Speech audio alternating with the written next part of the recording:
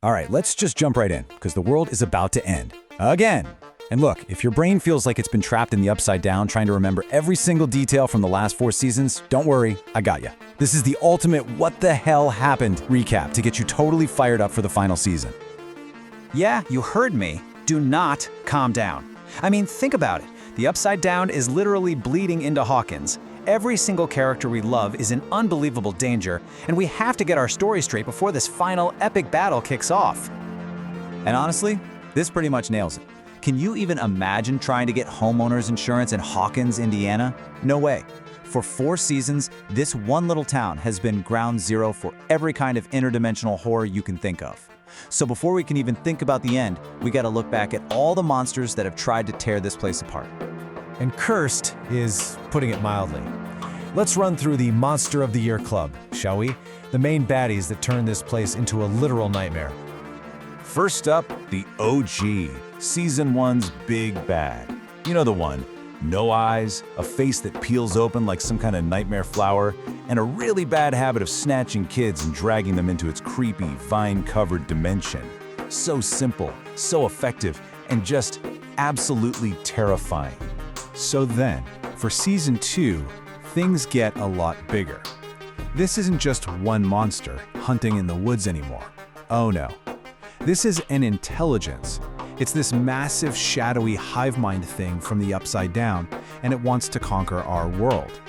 It starts possessing people and even builds its own little army of demodogs. And that brings us to the final boss, the one who's been pulling the strings this whole time, Vecna. This guy, he doesn't just kill you.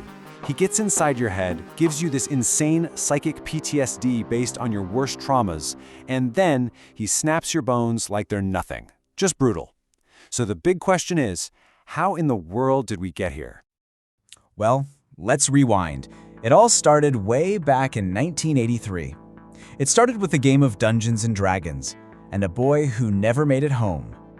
Right, so this is the heart of Season 1. You remember this. Will Byers just vanishes, snatched by the Demogorgon.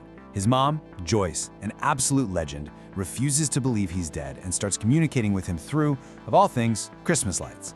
While his friends are out looking for him, they stumble upon this mysterious girl in the woods with a shaved head and these absolutely insane telekinetic powers. Her name? 11. And this one simple rule became everything. It was the promise that bonded this group of nerdy kids to their new superpowered friend. And really, it became the heart of the entire show. She uses her powers to help them find Well. She faces down the Demogorgon herself. And then, she's just gone. Vanishes. But see, getting Well back from the Upside Down, it wasn't a clean getaway. Not even close. He came back with a little something extra. A psychic parasite, basically, linking him directly to the Upside Down's brand new master. And just like that, the stakes got so much higher. Will goes from being the victim to being a spy for the enemy, a human Wi-Fi router for this giant shadow monster. And the Upside Down, it's not just a scary place with one monster anymore. Now it's the home base for a conquering, shadowy intelligence with a plan. Season 2, also, it gave us some very questionable pet choices. Remember Dustin adopting a baby Demogorgon and naming him Dart? Yeah. And more importantly, it gave us Bob, Newbie's superhero, Joyce's boyfriend, who was just the best and who saved everyone at the lab right before being, well, you know, an absolute hero. R.I.P. Bob. All of this leads us to the neon-soaked bloodbath that is Season 3. The battlefield shifts from the creepy woods to the brand new Starcourt Mall, and we get a whole new human threat to deal with: Russians, in a secret underground base trying to pry open the gate to the Upside Down all over again. And this season is really where one of the show's best characters cements his legacy. Steve Harrington's evolution is complete. He goes from King Steve, the popular jock, to the world's greatest and most stressed out babysitter. He ends up forming the legendary Scoops Troop with Dustin, Robin, and Erica, and they actually manage to infiltrate that secret Soviet base. Incredible. Meanwhile, the Mind Flayer finds a new and frankly disgusting way back into our world. It starts possessing people and, well, melting them down into this grotesque, giant meat monster. Its main host becomes Billy, Max's stepbrother, which all leads to this incredibly heartbreaking finale where he breaks free of its control just long enough to sacrifice himself to save 11. But that's what this show does, right? Even in the middle of all this horror and heartbreak, you get moments of pure comedy. Like this line, which is from Steve and Robin after they've been captured and drugged with truth serum by the Russians. It's just a perfect, hilarious moment that captures the totally wild tone of that season. Okay, and that brings us to Season 4, the darkest, the longest, and by far the most metal season yet. The new big bad, Vecna, is targeting teens with trauma, hitting them with these awful, horrifying visions before just gruesomely killing them. But with Vecna came the biggest, most game-changing twist of the entire series. Okay, seriously, buckle up, because this reveal changes everything. Everything we thought we knew about the villains of this show. It turns out Vecna is Henry Creel, a kid born with psychic powers who brutally murdered his own family way back in the 1950s. From there, he gets taken in by Dr. Brenner and becomes the very first test subject at Hawkins' lab.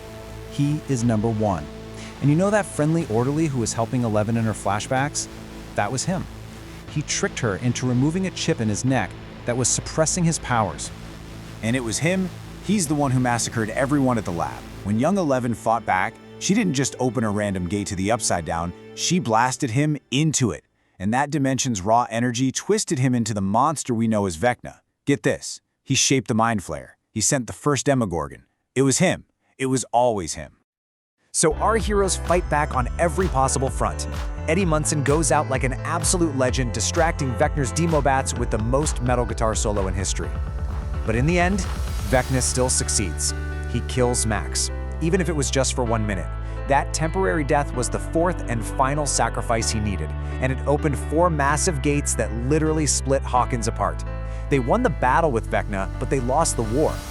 And that's where we left off. Our heroes are finally all back together, but they're in a town that is actively being invaded by another dimension. The stage is set for one last, absolutely epic fight. So, let's look at the final stakes. All the pieces are on the board. Hawkins isn't a town anymore, it's a war zone, with the Upside Down literally pouring in. Will Spidey sense his back? He can feel Vecna, which makes him our early warning system. Max is alive, but she's in a coma. Her mind is somewhere else, lost in the void. But here's the big thing. For the first time since the very beginning, the whole party is back together in one place. And it's all coming full circle. Remember how the Upside Down is frozen in time? It's frozen on November 6th, 1983, the day it all began. The story is going to end exactly where it started. So this is it, the final ride. Everyone is back in Hawkins to finish the fight they started all of those years ago as kids. Which leaves us with the one terrifying question. When all the dust settles, when the gates are finally, hopefully closed for good, who makes it out alive?